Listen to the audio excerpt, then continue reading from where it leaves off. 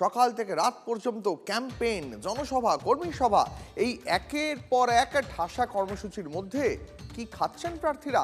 নিজেদের fit and fine রাখতে ক্যান্ডিডেটদের পাতে থাকছে কোন কোন খাবার, তারই খোঁজ নিল TV9 বাংলা।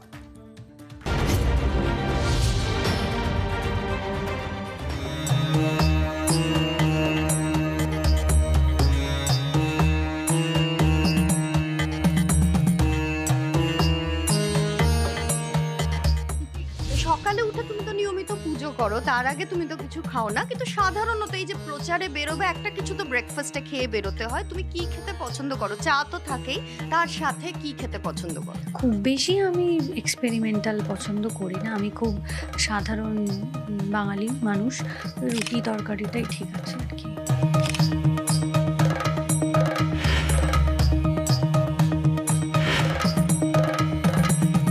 আর লাঞ্চে তোমার পছন্দের মেনু কি? কারণ সাধারণত একটা লাঞ্চ ব্রেকই হয় প্রচারের সময়, আর সন্ধ্যাবেলা তো বিভিন্ন প্রচারের মাঝে ওই চা মুড়ি এইসবই খাওয়া হয়। লাঞ্চে তোমার পছন্দের খাবার কি?